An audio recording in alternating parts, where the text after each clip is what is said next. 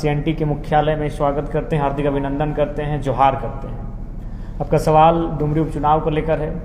तो जैसा कि उपचुनाव संभावना है अक्टूबर के महीने में होगी, उसके कुछ महीनों बाद ही लोकसभा का चुनाव होगा। तो हम लोग चाहेंगे कि हम लोग बदलाव और व्यवस्था परिवर्तन का नारा देकर हम लोग आए हैं। तो हम लोग चाहेंगे कि 24 के लिए हमारी जो पुख्ता तैयारी होगी वो 24 के मद्देनज़र ही होगी। तो उसके लिए अगर हम लोग हमारे जो सिपाही अगर सदन में जाने की तैयारी करेंगे तो जाहिर सी बात है लोकसभा को टारगेट हमारा फोकस रहेगा, और उसी के साथ हम लोग अपना इलेक्ट्रल पॉलिटिक्स की ओर अपना कदम बढ़ाएंगे। तो फिलहाल हम लोग डुमरी उपचुनाव को लेकर हमारी कोई विशेष फोकस नहीं है। उसके स्थान पर हम लोग तरहीज दिए हैं कि हमारी जो संगठन की ढांचा है वो गांव तक, बूथ तक कैसे पहुंचेगी, लोगों के बीच हमारी विचारधारा, आइडियोलॉजी को हम लोग कैसे एस्टेब्लिश करेंगे, उस पर हमारा मुख्य फोकस है। मेन मुद्दा आपका लोकसभा चुनाव नहीं, चुनाव ही हम लोग का मेन मुद्दा है, इलेक्ट्रल पॉलिटिक्स। क्योंकि हम लोग 1.5 साल से आंदोलन किए और कहीं ना कहीं जो भी सत्ता में बैठे लोग हैं, क्योंकि इस झारखंड की दुर्गति के लिए राज्य के साथ साथ केंद्र की सरकार भी रिस्पॉन्सिबल है।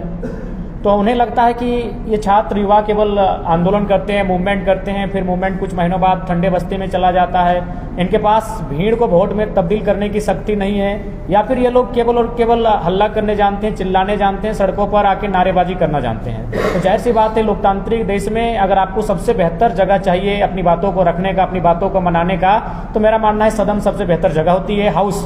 तो हम लोग का प्रयास होगा कि हाउस में हमारे रिप्रेजेंटेटिव जाएं, वहाँ हमें रिप्रेजेंट करें, हमारे मुद्दों से पूरे देश को अवगत कराएं, ताकि इस विषय पर सब क्रियान्वयन होते हुए, गंभीरता पूर्वक चर्चा करते हुए हमारे राज्य के हितार्थ के लिए कुछ नीति नियम बन सके।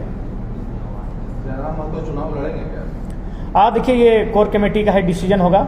बाकी चुनाव हमारा व्यक्तिगत विषय नहीं है, विषय है बदलाव, और उस बदलाव में कोई व्यक्तिगत फैसला, व्यक्तिगत निर्णय, व्यक्तिगत चेहरा मायने नहीं रखता है।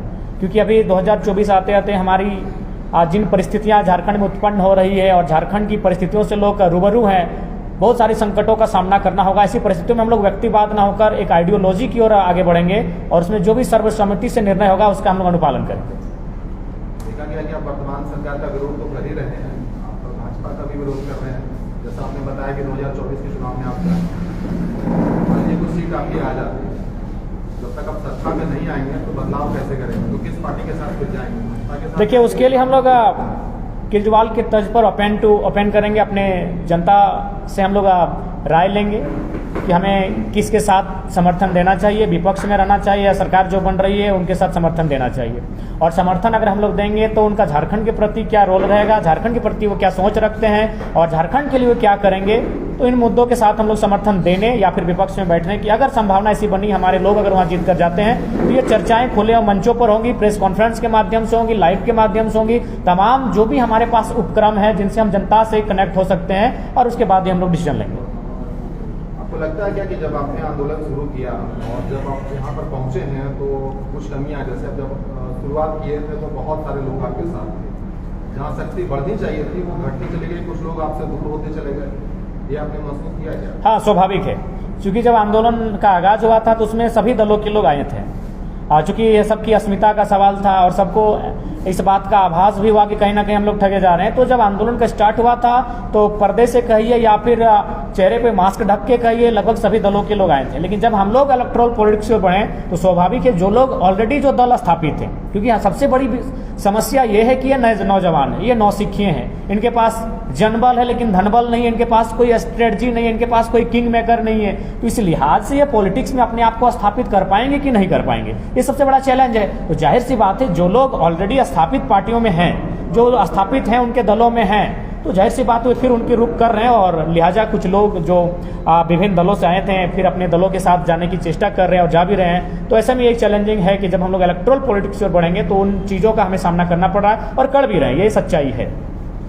एक और सवाल इसमें बड़ा इंपॉर्टेंट है, 1932 को लेकर आप तमाम बातें कहते हैं, लेकिन जब राज्य में 1932 को लेकर कोई और खड़ा होता है तो साथ में खड़े होते नहीं दिखते। उदाहरण है दिल्ली के जो विधायक, दिल्ली के पूर्व विधायक अमित महतो हैं, वो लगातार घूम रहे हैं 1932 को लेकर बातें रख रहे हैं। हमने भी उनसे सवाल पूछा था उनसे कि जयराम महतो से कोई गिला शिकवा है क्या, साथ में नहीं दिखते। उन्होंने कहा था हालांकि कुछ भी नहीं है, जब भी बोलेंगे साथ में दिखेंगे। आप क्या कहना चाहेंगे? जी, हम लोग भी निश्चय ही हमारी टीम उनसे वार्ता हो रही है और लगभग जो भी 32 के मुद्दे पर मुखर होकर बातों को रखे हैं उनके साथ हम लोग हैं। और निश्चय ही हमारी विचारधारा समान है, थोड़ी सी परिस्थितियाँ अनुकूल हो सकती हैं, प्रतिकूल हो सकती हैं, लेकिन हमारी विचारधाराएं समान होने के कारण निश्चय भविष्य में हम लोग एक मंच पर जिस प्रकार आज बैठे हैं, हम लोग सभी वर्ग सभी समुदाय को लेकर सभी क्षेत्र को लेकर साथ चलने का चेष्टा किए हैं, निश्चय ही सबको साथ लेकर चलने का प्रयास करेंगे। एक और आरोप आप पर लगता रहा है या फिर जो भी इस आंदोलन पर कि कुछ एक जातियों में सिमट कर रह गया, सारे लोग इसमें नहीं आ पाए, क्या आपने इस चीज़ को एहसास किया है? हाँ बिल्कुल एहसास किया है। आपका सवाल भले कड़वा है लेकिन सच्चाई है। इसका सच्चाई होने का कारण यह है कि यह आंदोलन धनबाद और बोकारो की पृष्ठभूमि से तैयार हुआ है और आंदोलन का इतिहास रहा है कि हमेशा आंदोलन को वर्किंग क्लास ही लीड करती है। एक बिजनेस क्लास होती है, वर्किंग क्लास होती है, हम उसमें कास्ट वाइज उसको एनालाइज नहीं करेंगे। तो वर्किंग क्लास कहीं ना कहीं आंदोलन को प्रिपेयर करती है, आंदोलन को आगे आके लीड करती है। तो कहीं ना कहीं हमारी जो कम्युनिटी है वो वर्किंग क्लास है, वो एक एग्रीकल्चर क्लास है, फार्मिंग क्लास है। तो लिहाजा जब उस क्षेत्र पर हमारी आबादी भी ज़्यादा है, संख्या ज़्यादा है, जाहिर सी बात है संख्या में लोग हमारे दिखेंगे ही। लेकिन जैसे वो आंदोलन धनबाद बोकारो से बाहर जाने लगा तो अन्य लोगों की संख्या दिखी। जैसे हम हजारीबाग आए तो बहुत सारे संख्या में कोरी समुदाय के लोग दिखे, हम कोडरमा क्षेत्र गए तो यादव बहुल क्षेत्र मिला, वहाँ के लोग बहुत ज़्यादा संख्या में दिखे। अन्य स्वर्ण वर्ग के भी लोग दिखे, आदिवासी वर्ग के लोग भी दिखे। सिमडेगा गुमला में हाल ही फिलहाल कुछ दिन बाद मेरी एक छोटी सी कार्यक्रम है। तो चूंकि स्टार्टिंग जिस पृष्ठभूमि से आंदोलन हुआ है वह कहीं ना कहीं महतो बहुल क्षेत्र, कुर्मी बहुल क्षेत्र, और उनका गढ़ और सबसे खास बात है उनका लड़ाई का इतिहास ही रहा है। तो लड़ने के लिए वे निकल चुके हैं। तो इसीलिए ये भी आपकी सच्चाई है, लेकिन उस टैग से हम लोग बहुत जल्द बाहर आ जाएंगे। और आप जब आप हमारे साथ बैठे हुए अन्य समुदाय के लोग अपने सरनाम का साथ दिखेंगे तो आपको भी इन चीज़ों का एहसास हो जाएगा कि हम लोग छोटे बच्चे ही सही, लेकिन उन खामियों को जो आप लोग सजेस्ट कर रहे हैं उनको दूर करने के लिए हम लोग भी प्रतिबद्ध हैं। तो फिलहाल स्वीकार करते हैं आप इस बात को? हाँ स्वीकार, सच्चाई को स्वीकार करने में आपत्ति नहीं होनी चाहिए, सच्चाई उसे स्वीकार करना होगा। तो कैसे लाएंगे लोगों को साथ में, कैसे जोड़ेंगे? सबसे बड़ी बात है आइडियोलॉजी, कि भाई वास्तव में झारखंड के साथ हो क्या रहा है, या फिर जो भी नुकसान हो रहा है क्या किसी जाति विशेष का हो रहा है। जो भी विषय रहे, चाहे नियोजन की बात रहे, प्राइवेट सेक्टर की बात रहे, कॉन्ट्रैक्ट की बात रहे, एजुकेशन की बात रहे, या फिर कंपनी द्वारा लैंड एजुकेशन की बात रहे, या फिर जो भी मैटर सामने आ रहे हैं, क्या उससे केवल और केवल एक समुदाय के लोग प्रभावित हो रहे हैं? नहीं हो रहे हैं। तो इन मुद्दों के साथ, इन बातों के साथ, इन विचारधाराओं के साथ निश्चय ही लोग एक साथ जुड़ेंगे, बैठेंगे और इन चर्चाओं के ऊपर विराम भी लगेगा और हम लोग एक नए सिरे के साथ, एक नए इलेक्ट्रल पॉलिटिक्स और कदम बढ़ाते हुए दिखेंगे। आपको लगता है कि झारखंड में घुसपैठ की भी समस्या, आप बिहारियों के बारे में बात करते हैं? नहीं देखिए, आप उत्तर प्रदेश के बारे में बात करते हैं, कभी बांग्लादेश के बारे में बात नहीं करते? नहीं, क्यों नहीं किए, हमेशा कहें। चाहे हम तो स्पष्ट कहें कि प्रदेश हो या विदेश हो, बंगाल हो या बांग्लादेश हो या बिहार हो, उत्तर प्रदेश हो। सवाल इसलिए हम पूछे नहीं ठीक है, आपका सवाल जेन्युइन है। देखिए, जो हमारे भूभाग में रहते हैं, जो हमारी भाषा संस्कृति से अवगत हैं, वे लोग हमारे हैं, वे लोग इस क्षेत्र की आइडेंटिटी को धारण करते हैं। बाकी जो लोग डबल आइडेंटिटी रखते हैं वो किसी क्षेत्र के रहें, किसी राज्य से रहें, हमने तो स्पष्ट कहा है किसी राज्य की डेमोग्राफी को बदलना कहीं ना कहीं एक वार क्राइम होता है। आप उस राज्य की, उस क्षेत्र की डेमोग्राफी को नहीं बदल सकते हैं। बाकी व्यवहार होना, व्यापार होना, ये अलग विषय है। आप डेमोग्राफी को नहीं बदल सकते हैं। तो डेमोग्राफी बिहार से बदली जा रही, यूपी से बदली जा रही है, बंगाल या बांग्लादेश से हो, डेमोग्राफी बदले जाने का हम लोग पुरजोर विरोध करते हैं। तो बिहारियों का वोट आपको नहीं चाहिए होगा क्या 2024 के चुनाव में? जिन्हें बिहार के लोग भी वोट देंगे, लेकिन कौन बिहारी वोट देंगे? एक बात बताइए, तो जब हमारी लड़ाई है डबल, हम तो कभी बिहारी या झारखंडी की बात नहीं किए। आज भी आपके प्रेस कॉन्फ्रेंस के माध्यम से हम सहर्ष स्वीकार करते हैं कि संवैधानिक दृष्टिकोण से बिहार हमारा बड़ा भाई है, शैक्षणिक दृष्टिकोण से हमसे बेहतर है, IAS IPS के जगह पर वो हमसे बेहतर है, आपके साहित्यिक अकादमी का जो पुरस्कार है उसके आधार पर वो हमसे अव्वल है, वो हमारा बड़ा भाई, हम स्वीकार करते हैं। लेकिन हम ये तर्क 1000 बार देते हैं कि जब दो भाई में मकान का बंटवारा हो या खेत का बंटवारा हो तो दोनों का अपना अपना हिस्सा मिल जाता है। तो ठीक, हम लोग झारखंड छोटा भाई है जिसको लगभग बिहार के हिस्से का 46% भूभाग मिला। अब वो विभाग हमारा रहा, उस पर हम किस फसल की खेती करेंगे, किस माह में करेंगे, कहाँ से जल को लेकर आएंगे, ये हमारा विषय है। लेकिन आप हमें सब थोप रहे हैं। आप नक्शे में हमको झारखंड दिए हैं, लेकिन क्या हमें स्वराज दिए हैं? बिल्कुल नहीं दिए हैं। सब अधिकारी आपके, विधि व्यवस्था बनाने वाले आपके लोग, कार्यपालिका में आपके लोग, तमाम जो उच्च महकमा होता है, जहाँ से नीति नियम इस राज्य में निर्धारण होता है, वहाँ तो आप लोग अभी भी मॉनिटरिंग कर रहे हैं। तो फिर इस राज्य के होने या ना होने का अर्थ क्या रहेगा? जब तक हमें स्वराज की व्यवस्था का अनुभव नहीं होगा, जब तक हमें सन ऑफ सॉइल के सिद्धांत का अनुपालन यहाँ नहीं दिखेगा, तो फिर अलग राज्य होने का मकसद नहीं दिखेगा। इसलिए बिहार से हमारा कोई वैर नहीं हो, हमारा बड़ा भाई है, सहर्ष स्वीकार करते हैं। और हम ये भी स्वीकार करते हैं बंगाल हम और उड़ीसा भी हमारे 4 भाइयों में से हैं, उन उनको अपना अपना हिस्सा मिल चुका है, वो अपने अपने हिस्से में खुश हैं, अपनी अपनी भाषा संस्कृति का सृजन कर रहे हैं, उत्थान कर रहे हैं, उन्नति कर रहे हैं। तो वही अवसर हमें भी दिया जाए। जिस प्रकार उड़ीसा अपने लोगों के साथ अपनी भाषा के साथ उन्नति कर रहा है, बंगाल अपने लोगों के साथ अपनी भाषा के साथ उन्नति कर रहा है, बिहार अपने लोगों अपने रोजगार के साथ उन्नति कर रहा है, हमें झारखंड के लोगों को भी हमारी जो आइडेंटिटी है, हमारे जो विषय हैं, उनके साथ उन्नति करने का अवसर मिलना चाहिए। पंचायत में से अमित, आपने अधिवेशन किया, उसके बाद आज 10 से 12 दिन, लेकिन अभी तक आपने संगठन का विस्तार नहीं किया, तो क्या ये संगठन आपका सिर्फ आप ही के चेहरे से चलेगा? नहीं, संगठन का काफी विस्तार हुआ। अगर संगठन का अगर विस्तार नहीं होता तो हम हजारीबाग में कैसे बैठ पाते? आज अगर हम हजारीबाग में प्रेस कॉन्फ्रेंस करने के लिए बैठे हैं, हमारे बगल में संजय मेहता, संजय महतो, रतन जी, हमारे बीच महेंद्र प्रसाद जी बैठे हैं, तो कहीं ना कहीं ये संगठन का विस्तार हुआ है, तभी इनके बीच हम आकर बैठे हैं और आप लोगों से हम प्रेस कॉन्फ्रेंस के माध्यम से बात कर पा रहे हैं। तो निश्चय ही देखिए, हर चीज़ पब्लिकली नहीं होती है। कुछ चूंकि हम लोग, जाहिर सी बात है, हमारे पास कोई विशेष रणनीतिकार है नहीं। हमारी अगर सारी चीज़ों को अगर हम लोग पब्लिकली कर देंगे तो बाकी लोग भी वॉच कर रहे हैं। उतना तो छोटे नीतीश कुमार वॉच कर रहे हैं हमारे आंदोलन को, तो ये लोग हमें वॉच कर रहे हैं, हमें कभी भी डिस्टर्ब कर सकते हैं। इसीलिए कुछ चीज़ें हम लोग अंदर खाने से बहुत ही गतिमान तरीके से जारी रखे हैं। और जितने भी इस आंदोलन से जो पीछे से जो आपको सपोर्ट करते आए हैं, सबको आप जैसे जैसे आप आगे बढ़ते गए, वैसे वैसे आपके पीछे वाले लोगों को सबको छोड़ते गए, तो उनको कभी एकजुट करेंगे? नहीं, देखिए ऐसा नहीं है। कुछ लोग ऐसे हो सकते हैं, अभी उदाहरण के लिए हमारे बीच महेंद्र दा ही और संजय दा ही कुछ पल के लिए नाराज हुए, तो हम लोगों ने से कहा कि दादा अगर कुछ भूल चूक हुई तो उसको क्षमा याचना रहेगी। देखिए, इंसान, हम लोग हर उस विषय का, हर उस सिद्धांत का अनुपालन करते हैं जिससे कि हम मजबूती हो। तो जाहिर सी बात है, जब हम लोग मनुष्य हैं तो जाहिर सी बात है कुछ भूलें होंगी। जैसे महाधिवेशन की बात करें तो हम लोग को उम्मीद नहीं थी कि इतनी संख्या में लोग जुटेंगे। हमारी व्यवस्था जिस प्रकार से हम लोग अरेंज किए थे नहीं हो पाई। हम उस महाधिवेशन का मुख्य वक्ता या फिर जो भी कहीं होने के बाद हमको 2 घंटा जंगल से जाकर कार्यक्रम को सुनना पड़ा। हम इसलिए जंगल में चले गए कि हमारे साथ लगभग 10% भीड़ भी चली गई ताकि उस जगह को मैनेज किया जा सके। तो ऐसी चीज़ें आई जिसके कारण हमारे भी कुछ साथी, जाहिर सी बात है, अपने अंदर की जो पीड़ा है उसको उन्होंने प्रदर्शित किया और उसको हमने भी अनुभव किया और उनसे क्षमा याचना किया। क्षमा मांगने से ना हमारी हाइट घट गई, ना हमारे नाम का स्पेलिंग घटा, लेकिन वे लोग वापस हमसे जुड़ गए। हाँ, शशांक भैया, कांग्रेस और सत्ता पक्ष से जुड़े हुए लोग आरोप लगा रहे हैं कि आप बीजेपी की बी टीम कैसे देखते हैं? देखिए, सबसे पहली बात तो मैं झारखंड मुक्ति मोर्चा, जो कि सत्तारूढ़ दल की सबसे प्रमुख चेहरा है, प्रमुख दल है, वे ऑलरेडी बीजेपी आईसीयू के साथ गवर्नमेंट बना चुकी है। तो अगर वे हम लोग तभी एस्टेब्लिश नहीं हुए हैं, हमारे एक ऑथेंटिक मुखिया नहीं है हमारे दल से, विधायक तो दूर की बात है, हम कभी वोट इलेक्ट्रल पॉलिटिक्स में भाग ही नहीं लिए हैं, और हम पर अगर आप इस प्रकार का आरोप लगा रहे हैं तो हमें लगता है उन्हें अपने गिरेबान पर स्वयं झांकना चाहिए, अपने चरित्र को स्वयं आकलन करना चाहिए कि आप जिन चीज़ों को हमें बता रहे हैं, जरा सी आपको मौका मिलती है, आप मौका फिरस्त बन जाते हैं और उनके साथ स्वयं सरकार बनाते हैं। और आपको आज बाय प्रेस कॉन्फ्रेंस के माध्यम से कहना चाहेंगे, यदि माननीय मुख्यमंत्री जी के ऊपर विशेष दबाव अगर बढ़ा ईडी वगैरह का, तो 2024 में भारतीय जनता पार्टी और झारखंड मुक्ति मोर्चा संयुक्त रूप से चुनाव लड़ेगी, इस पर कोई सवाल भी नहीं होगा। आपने चुनाव के लिए तो अनाउंसमेंट कर दिया कि चुनाव में आ रहे हैं, लेकिन इसमें कोई दो नहीं है कि आपका चेहरा पूरे झारखंड में चमक रहा है, लेकिन आपके अलावा कोई ऐसा चेहरा दिखा नहीं जो परिचित हो। कैसे चुनाव में जाएंगे, कैसे चुनाव लड़ेंगे, इसको लेकर कभी आपने सोचा क्या?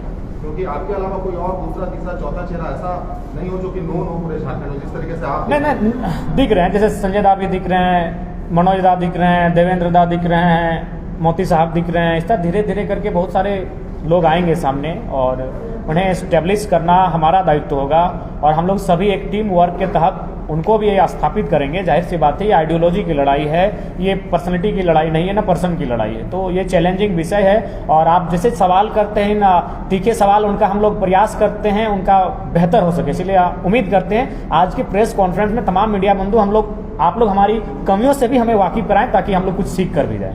पैसे की जरूरत पड़ेगी चुनाव में? स्वाभाविक है, बैनर के लिए, झंडे के लिए पड़ेगी। बाकी हम लोग वो कहाँ से आएगा पैसा? देखें, आप तो सार्वजनिक हम कर दिए, ओमान से, सऊदी अरब से, यूएई से, मलेशिया से, ट्यूनेशिया से, मॉरिशस से, नेपाल से, काफ़ी देशों से लगभग एवरेज 200-250 करके चंदा आया। लगभग हमको लगता है 1000 लोगों ने चंदा डोनेशन दिया है। तो जब चुनाव की बात आएगी तो मुझे लगता है वो 1000 लोग कहीं 10,000 ना बन जाए। तो हमारा जो ताकत है कि जो लोग अब हमें वोट देंगे, निश्चित हम एक वोट भी देंगे और नोट भी देंगे। तो हमारी ताकत है क्राउड फंडिंग और हम लोग क्राउड फंडिंग के आधार पर ही चुनाव लड़ने का सपना, ख्वाब पाले हैं, उसे हकीकत में भी तब्दील करेंगे। चुनाव लड़ने के बाद किसी के साथ मिल तो नहीं जाएंगे ना फिर? देखिए, हम लोग विलय नहीं होंगे, अगर किसी के साथ गठबंधन होगा तो वो जनता के निर्णय, जनता की रायशुमारी, जिस प्रकार हम लोग हर चीज़ ऑनलाइन आकर अपील करते हैं, एक रायशुमारी करते हैं, उनका स्टेटमेंट जानते हैं, उसके बाद ही इस प्रकार की कोई बात हम लोग कह पाएंगे। आपके आकलन के हिसाब से अभी फिलहाल अगर आपसे पूछा जाए तो कितने जगह आप चुनाव लड़ सकते हैं, कितने विधानसभा में चुनाव लड़ सकते हैं? देखिए, अगर बात कही जाए तो हमें लगता है कम से कम 14 में से 7-8 लोकसभा में हम लोग चुनाव लड़ सकते हैं। विधानसभा की बात कही जाए तो उत्तरी छोटा नागपुर के मैक्सिमम सीटों पर हम लड़ सकते हैं, कोल्हान की सीटों पर लड़ सकते हैं और रांची की कुछ सीटों पर लड़ सकते हैं। हम लोग संथाल परगना की एक आध सीटों पर, जिसमें देवघर, जामताड़ा और गोड्डा आता है। हजारीबाग में आप प्रेस कॉन्फ्रेंस कर रहे हैं तो हजारीबाग की किस सीट पर, किस विधानसभा पर आपकी नजर है? जाहिर सी बात है, जब लोकसभा सामने है तो हम लोग की नज़र लोकसभा सीट पर है। हजारीबाग लोकसभा। विधानसभा 5 सीट से लड़ेंगे फिर? हाँ, जब लोकसभा में, अगर देखिए लोकसभा में हम लोग आकलन कर लेंगे, अगर लोकसभा में हमारा प्रदर्शन बेहतर रहता है, संतोषजनक रहता है, तो जाहिर सी बात है हम लोग उसके हिसाब से अकॉर्डिंग लोकसभा हम लोग विधानसभा में जाएंगे। कैंडिडेट का चुनाव कैसे करिएगा?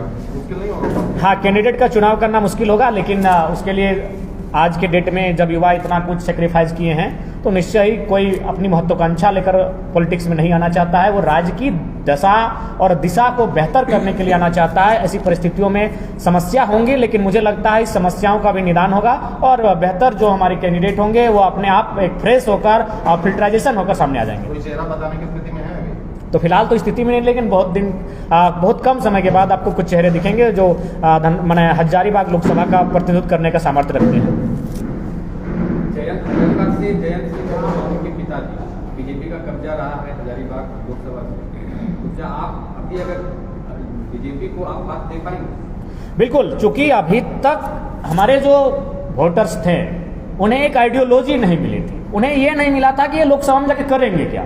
अब हम उन्हें प्री प्लानिंग बताएंगे कि लोकसभा में हमारा क्या रोल रह सकता है, क्यों नहीं मात देंगे। बीजेपी अगर बात करती है अपना शहरीकरण वोट की, तो हजारीबाग के अलावा जो भी बाकी 4 विधानसभाएं वो तो ग्रामीण है। मांडू ग्रामीण है, बड़कागांव ग्रामीण है, रामगढ़ ग्रामीण है, बरी ग्रामीण है। तो हमारे पास एक बहुत बड़ा वोट बैंक है, निश्चय ही हम लोग मात देंगे। बस स्ट्रेटेजी होनी चाहिए और आपके पास विजन होना चाहिए कि लोकसभा आप जाएंगे तो वहां जाके क्या करेंगे। और जाहिर सी बात है, परिवारवाद का अंत होना चाहिए, बिल्कुल होना चाहिए। आपके अधिवेशन के बाद जो रिजवान आपके मंच में दिखते थे, उन्होंने अलग नहीं, पहले ही बनाया उन्होंने, लगभग 6 महीना पहले बनाया उनसे। कैंपेनिंग चालू कर दिया। नहीं, देखिए जो हमारा अधिवेशन था 2 दिन पहले उनसे बात हुई, उनको कहा कि आप विलय कीजिए और आइए, साथ में आइए। तो उनको पता नहीं उनका क्या इच्छा है, बाकी उनका सम्मान है, उनका आदर है और निश्चय ही हम लोग तो प्रयास कर रहे हैं, लगातार बात कर रहे हैं। ये हो सके जो लोग हमें एस्टेब्लिश होते हुए नहीं देखना चाहते, उनकी कोई साजिश हो सकती है।